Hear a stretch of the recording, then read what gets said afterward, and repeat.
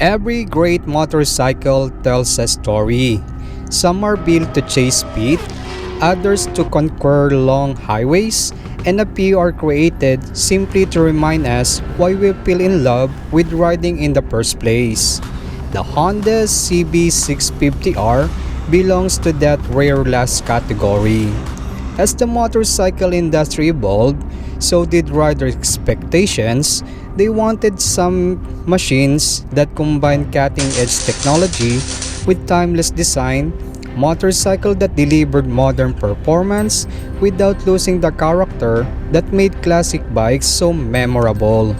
Honda answered that call in 2019 with the introduction of the CB650R, a motorcycle that embraced the company's neo-sportscape philosophy by blending contemporary engineering with the unmistakable spirit of the original CB lineage. The CB650R wasn't created to rewrite the rules of motorcycling. Instead, it was designed to preserve a legacy that began more than half a century ago. Then on this video, we visit again one dealership store to see actually and personally, then sharing our first ride impression and experience to this kind of neo-retro sportscape motorcycle from Honda Motorcycles, which is the Honda CB650R, which will share again some interesting facts and information about Honda CB650R. So ito na nga ang istorya at ang pag-experience natin kay Honda CB650R. Let's go!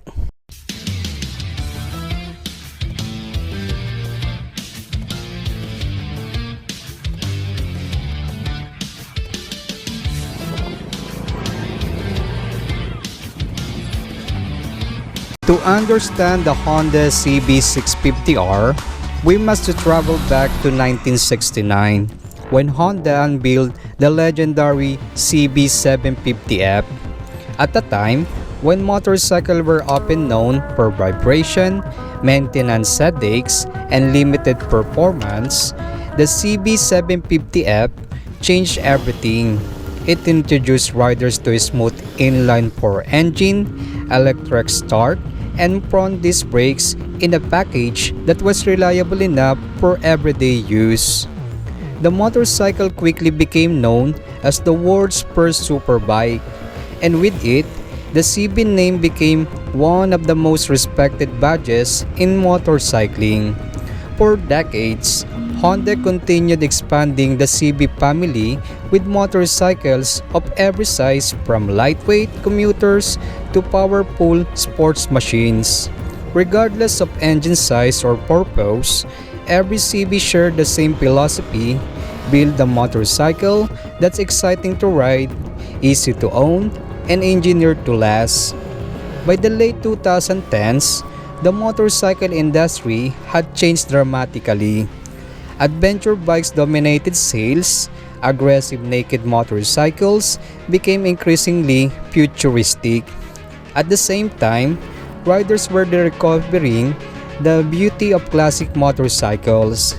Cape racers and retro-inspired costumes filled social media feeds and motorcycle gatherings around the world. Honda recognized the riders wanted more than nostalgia. They wanted motorcycles that looked timeless but performed like modern machines.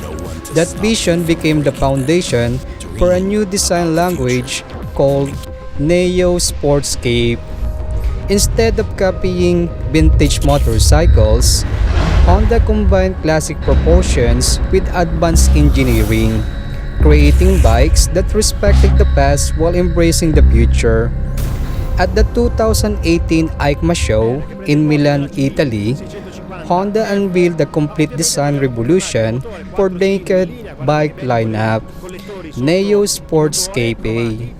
Rather than chasing extreme, transformer-like sharp plastics, a trend common in modern street fighters, Honda looked backward to move forward.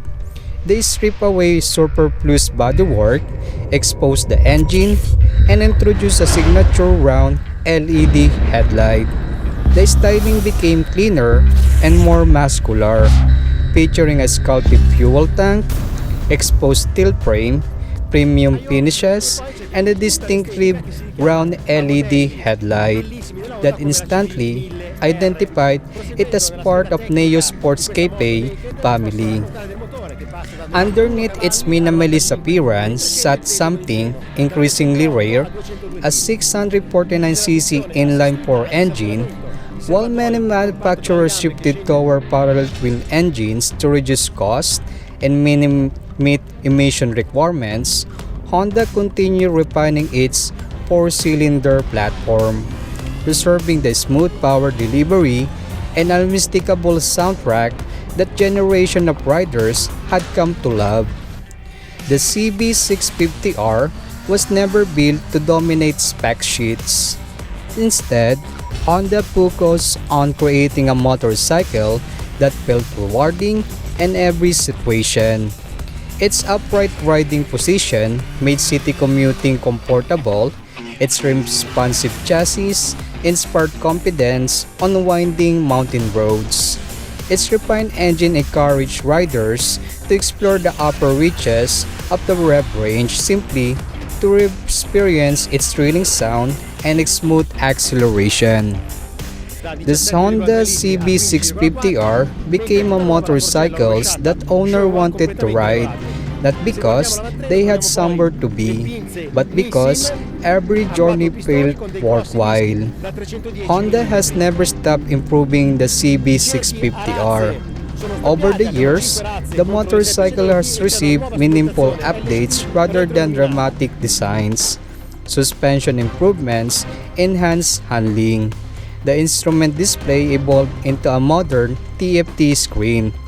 Smartphone connectivity brought navigation and communication features to the cockpit. Most notably, Honda introduced the innovative eclutch system on newer versions, allowing riders to start, stop, and shift gears without operating the clutch lever while still preserving the option of traditional manual control. These updates demonstrate Honda's philosophy: evolve thoughtfully without losing the motorcycle's character. Ask owner why they choose the CB650R and you'll hear many different answers.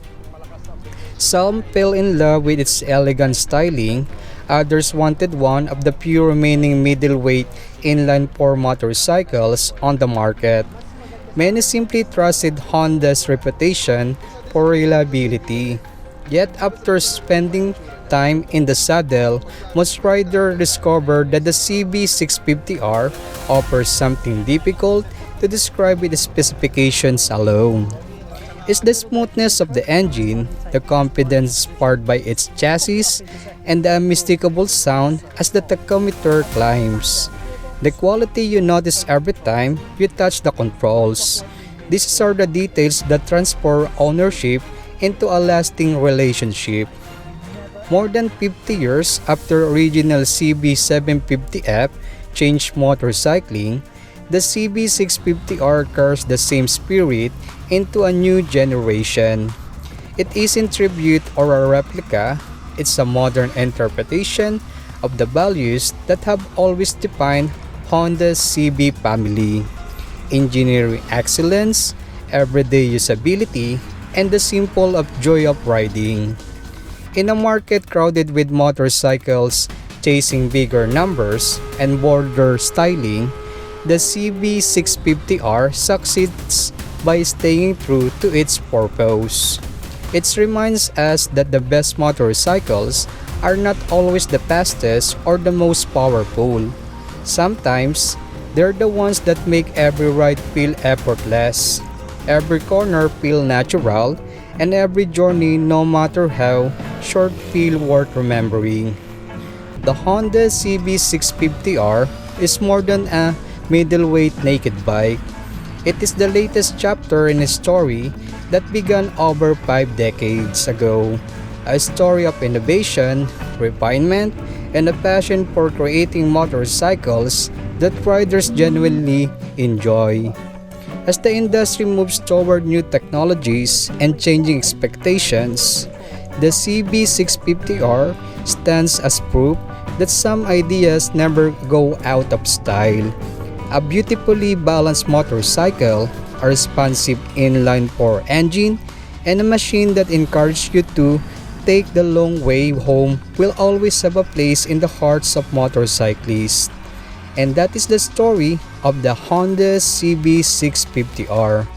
Not a motorcycle that tried to invent history, but one that proudly continues it. You, Honda CB650R. Let's go! Hi everyone and everybody. So nagbabalik na naman tayo dito sa ating panibagong vlog at panibagong video about sa isa na namang matikabong motorcycle review. At bumisita na nga muli tayo sa isang dealership store para makita actually and personally ang bagong motorsiklo ng Honda Motorcyle. Ito nga nakikita nyo nga sa motorsiklong ito, Honda CB650R with its latest eclutch version. So ito nga isang klaseng neo retro motorcycle at magkakaroon na nga muli tayo ng isang matikabong motorcycle review, sharing some of information, story and information about this kind of motorcycle. So ano pa nga bang inaantay natin everyone and everybody, sabahan niyo na muli ako para sa ganitong klaseng video and motorcycle review about kay Honda CB650R E-Clutch version. Let's go! Alright everyone and everybody, so before we get started again to talk about some interesting facts, story, and about some information to this kind of motorcycle which is Honda CB650R E-Clutch version, ay nagpapasalamat po muli ako sa ating mga latest or new subscriber, followers at viewers ng content channel na ito. Maraming salamat po sa inyo. Then, kung bago ka lang, napadaan or interesado ka sa mga ganitong content or videos, ano pa nga bang inaantay mo ngayon dyan at hit mo na nga ngayon dyan sa device na ginagamit mo ngayon, ang subscribe button at notification bell para update ka palagi sa ating mga latest content, videos, and posts na usually pinopost namin at sinashare namin itong video ito kay YouTube, Facebook, and other social media pages. So pinagpapasalamat ko na po ang pagbago sa inyo dahil sa pagpili nyo sa channel na ito para magatid sa inyo ng kakaibang content, videos, at posts. Dito nyo lang makapanood kay Mykmoto TV every week. Maraming salamat po sa inyo. Ito na nga ang bagong Honda CB650R with its E-Clutch version with its latest look, features, and performance. Ang motorsiklong ito ay isang klaseng neo retro cape motorcycle at meron itong overall dimensions at nakapaloob nga sa dimension ng motorsiklong ito ang haba nitong 2,128mm, lapad na 784mm, taas na 1,074mm. Ang seat height naman nito ay nasa 810mm. Ground clearance niya naman ay nasa 148mm at may timbang na 205 kilograms. So kung iabing nga natin ang body index natin sa motorsiklong ito, kung saan nga meron height tayo na 5'5" at timbang na almost 60 kilograms, then to our first ride impression, the Honda CB650R with its E-Clutch version, the seat height was good. Even to our height and weight, we can still have a good posture while sitting to this kind of motorcycle. Our feet was still reaching the floor, which is good for those time while encountering traffics and traffic lights. The handlebars also is good.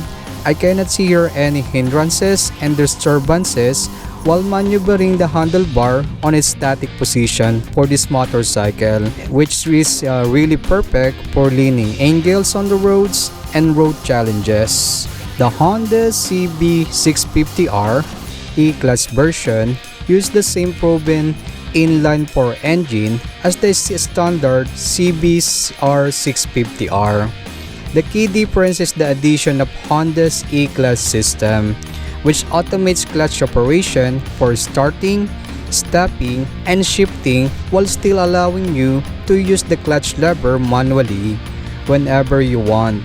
Kung saan nga sa kapaloob sa motorsiklong ito, ang inline 4-cylinder nito, 4 strokes, 16 valves, naka-double overhead cam, may 649cc na engine displacement. Ang bore size at stroke naman nito ay nasa 67mm by 46mm. Compression ratio niya naman ay nasa 11.6:1.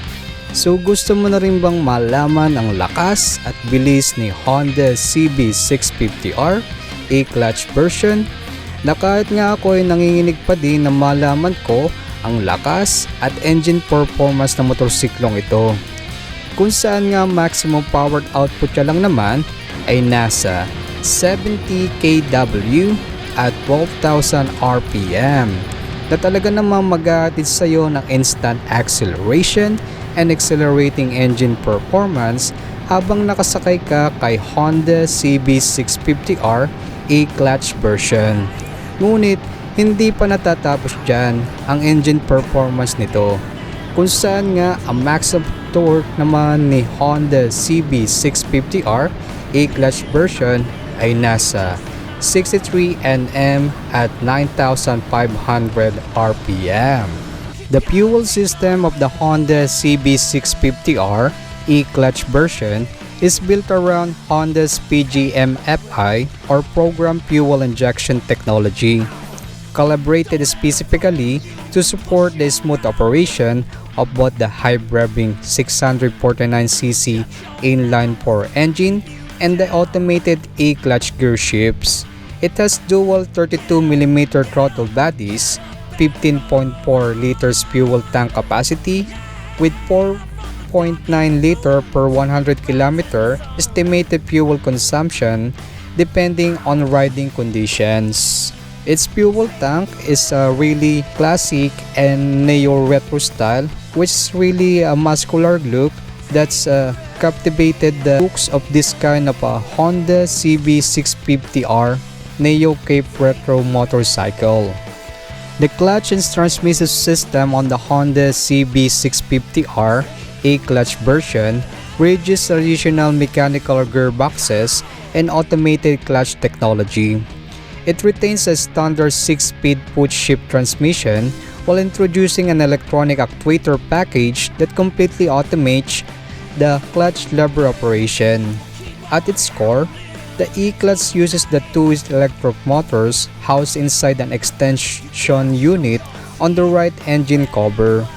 These motors physically turn reduction gears that push and release the standard clutch pressure plate. The system dedicated motor control unit or MCU reads continuous data from key vehicle sensors like the gear shift pedal load sensor, wheel speed sensors, engine RPM, and counter shaft speed and throttle position and ignition timing. When you click the gear pedal, the MCU calculates the exact amount of clutch slip, cuts, or advances ignition timing and adjusts fuel injection in fraction of a second, delivering gear changes faster and smoother than a standard quick shifter. The key operational features no stall at stops, seamless launching, and full manual override at system deactivation. The clutch construction is made of wet, multi-plate disc assembly.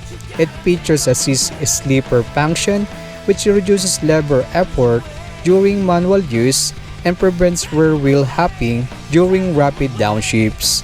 It has 3 selectable shift, feel resistant levels: hard, medium, soft, adjustable independently for upshifts and downshifts. Then the final drive is O-ring sealed chain. The braking setup on the Honda CB650R E Clutch version is identical to standard CB650R, featuring high-spec, sports bike-derived hardware designed to manage the middleweight machine's power and weight. Honda equips the CB650R with a dual radial mount front brake setup paired with a single disc rear configuration governed by 2-channel anti-lock braking system or ABS. The front braking system consists of dual 310mm wave-style floating disc with dual Nissin 4-piston radial mount calipers, while the rear brake single 240mm wave-style disc with single Nissin single-piston floating caliper. Instead of traditional axial mounting, the front Nissin 4-piston calipers are mounted radically directly to the bottom of the 41mm Showa SFF BP upside-down forks.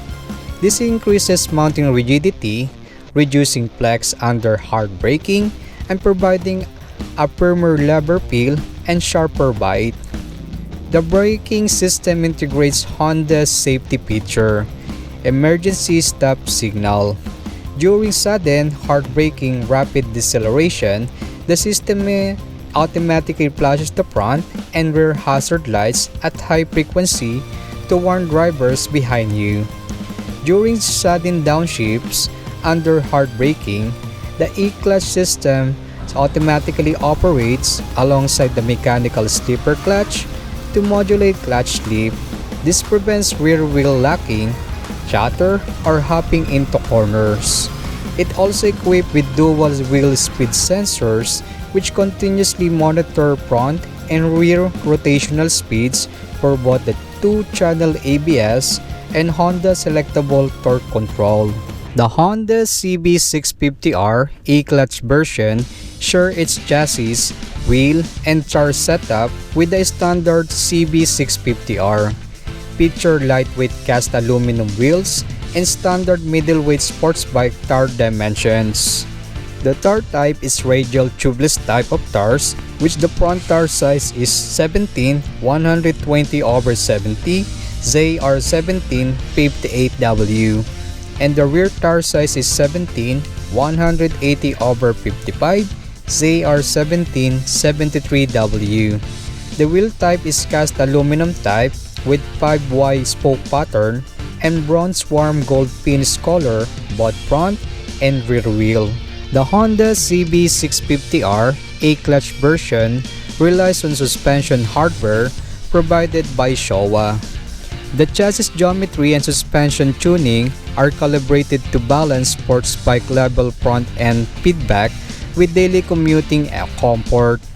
The front suspension is 41mm Showa SFF BP separate function big piston upside down fork with 120mm wheel travel. Then the rear suspension is Showa monoshock coil spring with 10-stage spring preload adjustable and aluminum swing arm. The Honda CB650R E Clutch version features a 2-piece split seat setup designed with smart naked ergonomics and classic Neo Sports Cafe styling in mind. It has narrow prong junction tapering toward the fuel tank for easier ground reach. The covering material is textured synthetic leather with contrast stitching. It has compact rear passenger pad with integrated grab strap.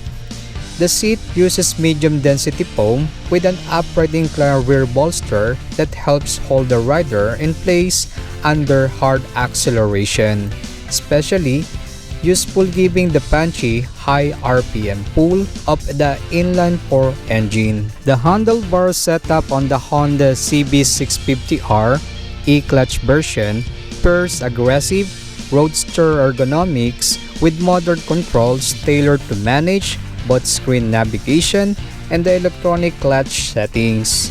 It has a wide tapered aluminum flat bar mounted with rubber-mounted triple clamp risers. The handlebar houses switchgear design to control Honda's 5-inch full-color TFT display and electronic systems. On the left handlebar is the location of its clutch lever control, 4-way toggle joystick used to navigate the TFT menus, select riding modes, chain display themes, and access smartphone connectivity via Honda RoadSync. Eclutch settings menu access allows the rider to quickly adjust the foot pedal shift, feel, hard, medium, soft, or turn off the eclutch system entirely. It houses also the high to low beam and pass switch, turn signal switch, hazard light toggle, and horn button. While on the right handlebar is the location of the handbrake lever, the main throttle control, the integrated engine kill starter switch, a single rocker switch for engine kill and ignition start, and HSTC control, a quick access toggle for Honda selectable torque control. The Honda CB650R E Clutch version comes equipped with an updated 5-inch full-color TFT display panel. This display replaces the older monochrome LCD unit, offering improved sunlight readability, smartphone connectivity, and dedicated eclutch status readouts. The TFT screen uses optical banding, filling the air gap between the outer cover glass and the display layer with resin. This significantly reduces reflection and glare under direct sunlight while improving legibility at high speeds. Riders can customize the tachometer layout and gauge layout according to the three distinct graphic themes: bar, graph, a horizontal rev bar running along the top of the screen, circle graph themes, a traditional circular analog style tachometer layout, simple graphic themes, a clean layout focusing strictly on speed, gear, and core trip data. The panel features built-in Honda RoadSync Bluetooth connectivity. Paired with a smartphone and a helmet headset, the display provides turn-by-turn navigation directly on the screen, music control, and incoming call SMS notification, weather updates.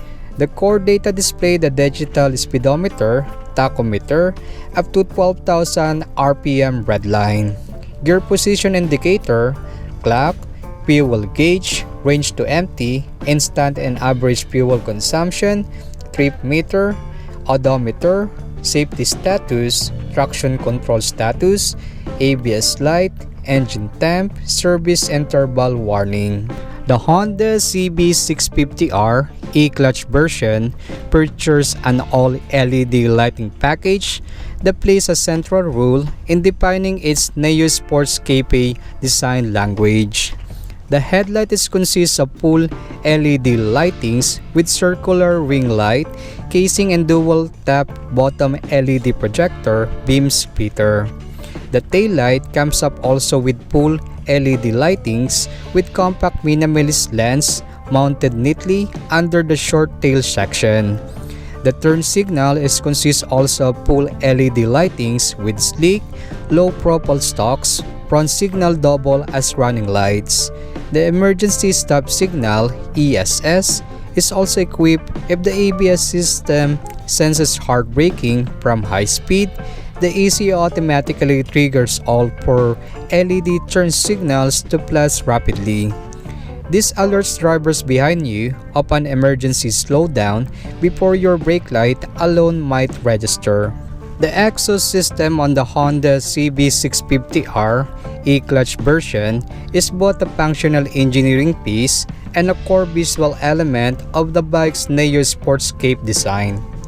It features a 4-into-1 pull system with a distinctive waterfall header layout and an underslung stubby muffler. The 4 stainless steel exhaust pipes sweep down together in front of the engine casing in a tight, parallel formation before sweeping back beneath the crankcase. The design pays direct homage to the iconic 1975 Honda CB400F, making the exhaust an architectural focal point rather than just a functional component. At low city speed, under 6,000 RPM, the exhaust emits a quiet, refined hum. Above 8,000 RPM up to 12,000 RPM redline, internal buffering produces an addictive, screaming 4 cylinders, intake, and exhaust howl. The tailpipe tip is angled slightly upward toward the rider's ear to enhance the acoustic feedback while riding. The latest CB650R E Clutch version exhaust system features updated internal catalyst densities and dual oxygen sensors fitted into the headers and collector. These sensors feed real-time exhaust air-fuel ratios back to the ECU. The structural framing of the Honda CB650R E Clutch version relies on a tuned steel chassis engineered to balance agile handling, high-speed stability, and mechanical feedback. The core structure is a steel diamond frame, feature twin elliptical spars running from the steering headstock down to the swing arm pivot plates. Rather than making the frame completely rigid throughout, Honda engineered varying flex characteristics across the structure. The headstock area is steeper to maintain stability during heavy braking and sharp turn-ins, while the twin side spars feature calculated flex to absorb road irregularities and provide feedback through corners. The inline 4 engine is bolted directly into the frame as a structural element. This rigid engine mounting increases overall torsional stiffness while keeping the total frame weight lower. The rear pivot section uses pressed steel plates welded into the main frame, optimizing strength at the swing arm mounting point. A steel tubular subframe is welded to the main frame rather than bolted on.